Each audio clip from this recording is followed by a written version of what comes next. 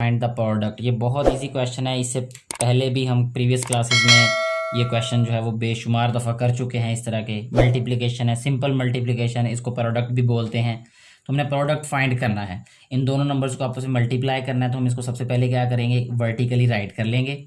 किस तरीके से कि यहाँ पे 87 लिखेंगे और नीचे इसके 62। किसी भी नंबर को ऊपर लिख लें, किसी भी नंबर को नीचे लिख लें, इससे कोई फ़र्क नहीं पड़ेगा।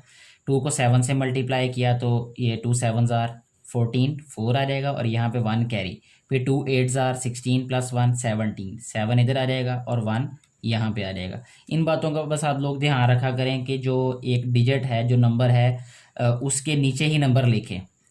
ऐसा ना हो कि यहाँ पे नंबर लिखने की बजाय यहाँ राइट कर दें या लेफ़्ट साइड पे राइट कर दें।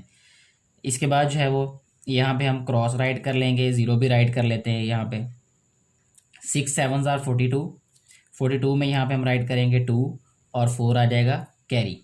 6 8 ज़ार 48, 48 प्लस 4 ये आ जाएगा हमारे पास 52।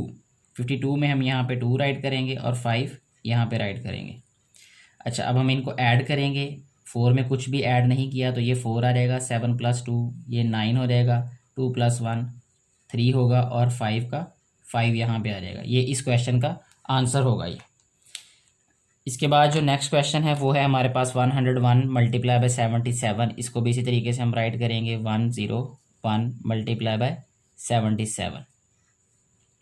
7 को 1 से मल्टीप्लाई किया 7, 7 को 0 से मल्टीप्लाई किया 0, 7 को 1 से मल्टीप्लाई किया 7। फर्स्ट वाले नंबर के नीचे हमने क्रॉस लगा देना है। 7 को 1 से मल्टीप्लाई किया 7, 7 को 0 से मल्टीप्लाई किया 0, 7 को 1 से मल्टीप्लाई किया 7। 7 में कुछ भी ऐड नहीं करेंगे, 7 आ जाएगा। 7 में 0 ऐड किया तो 7, 7 में 0 ऐड किया 7, 7 में कुछ भी ऐड नहीं किया तो 7। ये इस क्वेश्चन का आंसर होगा।